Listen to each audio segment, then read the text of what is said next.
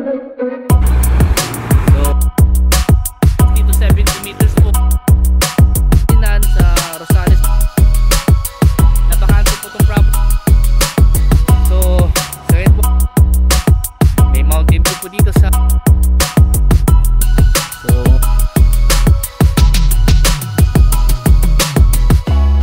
ayan po mga ma'am sir, mga boss, welcome again po sa ating vlog. So for this episode po natin, dito naman po kami sa bayan po ng San Manuel Tarlac at meron po kami ipapakita na property po sa inyo dito na pwede po gawing commercial, pwede gawing residential, at maganda po siya for yun po, pang commercial po, pang business. So ipapakita ko sa inyo itong property. So ayan po mga ma'am sir, mga boss, ito na po yung property na binibenta. Nakaalong MacArthur Highway po siya. Ang frontage po niya simula doon sa pader po na yan hanggang doon po sa may wetland sheet po doon. Lagpas pa daw po konti. Siguro ang estimate kong frontage po niya nasa mga mahigit po 50 yung kanyang entrada. Siguro sa mga 60 to 70 meters po, estimate lang po yung kanyang entrada. At ito nga po ay maganda po siyang gawing pang residential, pwede rin pong gawing pang commercial. Pwede kayong magtayo ng mga business po dito, kagaya ng mga hardware, ganyan po, gasoline station, o ano pa yung mga pwedeng business na pwede po dito sa property na ito. So, nakaalong MacArthur Highway po. Ito po yung way po na papunta po sa Maynila, papunta po sa town proper ng San Manuel, papuntang Paniki, mga ganyan. At ito naman po yung way na papunta po ng Pangasinan, sa Rosales po, Rosales Pangasinan, sa Baguio, Ordaneta, dyan po yung way po niya. Dyan din po papunta rin po ng T-Plex, Carmen. So ito po yung property, flat terrain po siya, ngayon po ay nabakante po itong property na ito. So dito sa harap po niya, tinabunan po nila ng mga nadurog po na semento na galing sa highway. At dito nga po may puno ng acacia, at dyan nga po sa kabilang ano po may mga building na po dyan. So dito sa harap ng property may mga kabahayan na po at may mga business na rin po nakatayo po dyan. So ulitin ko po, ito po ay mayroon pong sukat na 9,900 square meter, sabihin natin 1 hectare po more or less, at hanggang doon daw po sa may talahi po na yon. So ang shape po ng property na ito ay rectangle po siya. At ito nga po ang presyo po ng property na ito ay 2,500 per square meter daw po. At ganoon po yung presyo dahil naka MacArthur Highway po kasi siya, nakaalong the highway po. At maganda po kasi ideal po siya sa business, ganoon din po sa gawing residential. So sa ngayon po ay tinabunan nila. Ito po yung mga nadurog na galing po sa highway o mga semento na nadurog po na tinapon po nila dito. Sabi po sa amin, one title lang daw po ito ay sa source po namin, at limited lang kasi yung sinabi nilang details ng property na ito. Kung sakaling gusto nyo pa i-negotiate yung price, kausapin na lang natin po yung mismong seller po sa property na ito. Ayan, sa akin po may nagpapastol lang kambing dito. Ayan, nag-iisang kambing dito.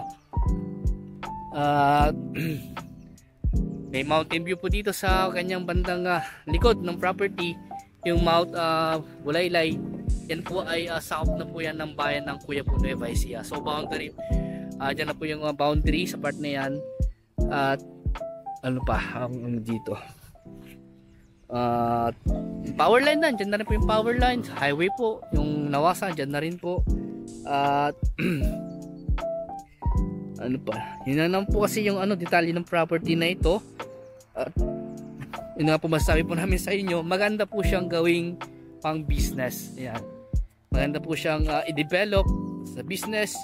Pwede rin pong gawing pang residential, o pwede rin pong, kung gusto nyo pong pwede na po nating ibenta per lot. Kung gusto nyo ibenta ulit, pwedeng ibenta na per lot po siya.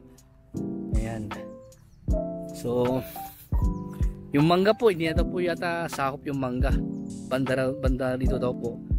At yan po yung ibang yan po yung kabilang property na po, hindi na po sakop ng property po yan. So yun po yung harap ng property.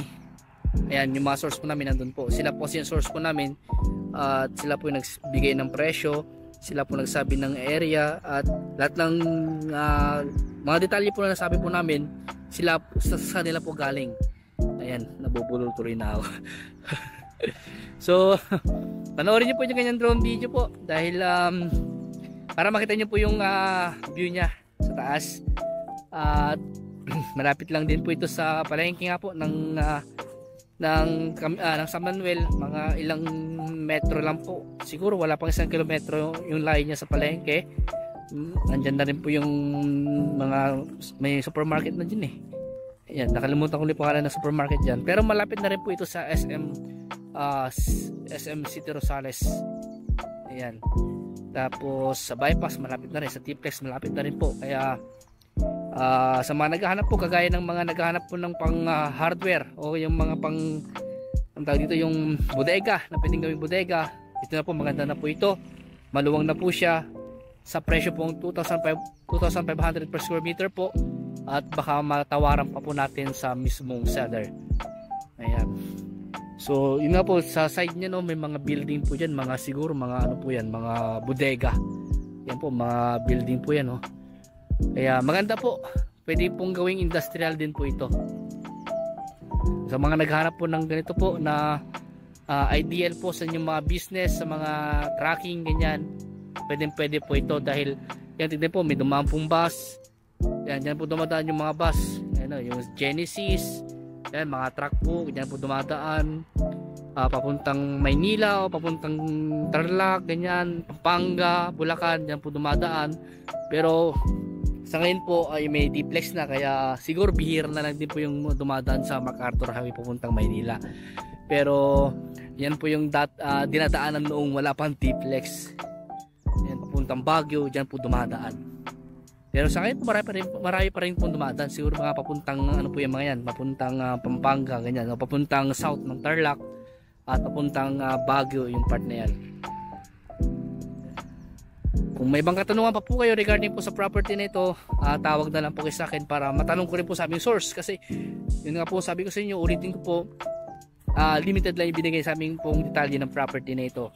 Ang sinabi lang po sa amin yung presyo, yung area, at yung iba nga po doon sinabi na tinanong din po namin, yung capital gain tax ay hindi nga po nila masabi, pero kausapin na lang natin yung mismong seller po kasi ganun po talaga eh.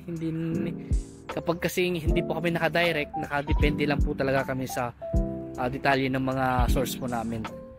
Ayan.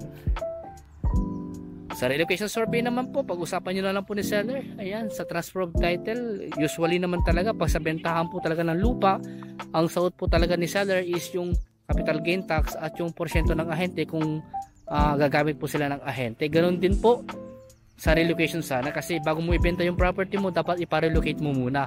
And si buyer naman po, sasagutin niya is yung transfer of title na po. Ganoon din po sa deed of sale.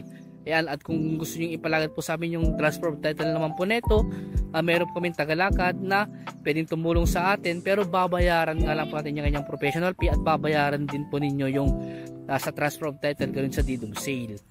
Ayan. At kami naman po ay may porsyento naman po kami sa seller. Kaya kung si buyer po ay magbibigay ng finder's fee, maganda rin po, pero kahit hindi na po, kasi sa porsyento naman po ng makukuha po namin, okay na po kami doon. Ayan, importante po sa amin, pag kayo po ang aming kliyente, kahit tapos na po yung obligasyon po namin, kung gusto nyong ano po, may mga ipapagawa po kayo, ay willing naman po kami tumulong pa po sa inyo. At meron na po kami tinatawag na aftermarket po. Kung kailangan nyo ng mga tao na pwedeng magbakod o ipapakod yung property o magde-develop po ng property nyo, kung kailangan nyo ng mga tao, contractor, mga mason, meron po tayo nyan. Kaya mga developer, meron din po tayo nyan, mga engineer po. So hanggang dito po muna, at maraming salamat po sa inyo lahat, at God bless po.